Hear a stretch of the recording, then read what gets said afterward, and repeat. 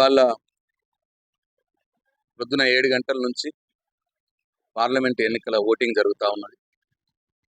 బాల్కొండ నియోజకవర్గంలో నేను పలు గ్రామాలు తిరుగుతూ ఉన్నాను. ఇవాళ ఇప్పుడు ముక్కాల్ గ్రామంలో ఉన్నాను. ప్రజల ఓటింగ్ సరళి టీఆర్ఎస్ వైపు, కేసీఆర్ వైపు ఉన్నట్టే కనిపిస్తూ ఉన్నది.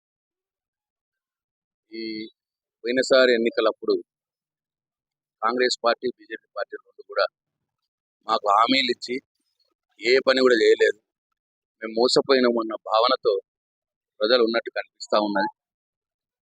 వాళ్ళ మీద, రెండు పార్టీల మీద కూడా ప్రజలకు, మహిళలకు, రైతులకు విపరీతమైన కోపం కనిపిస్తూ ఉన్నది. తప్పకుండా వారు ఏదైతే నమ్మించి మోసం చేసినారో దానికి ప్రతీకారంగా ప్రజలు ఈ ఓటు ద్వారానే చెప్తారనే విశ్వాసం నాకున్నది.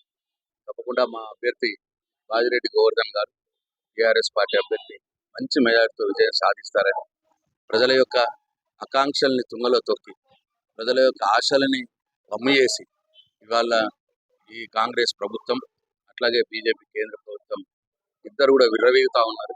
అహంకారపూరితమైన మాటలు మాట్లాడుతూ ఉన్నారు, ప్రజల్ని చులకన చేస్తూ ఉన్నారు. కాబట్టి ఇవన్నీ కూడా గమనంలో తీసుకొని ప్రజలు సరైన నిర్ణయం తీసుకుంటారనే పూర్తి విశ్వాసం నాకున్నది. మా అభ్యర్థి బాజిరెడ్డి గోవర్ధన్ గారు మంచి మెజార్టీతో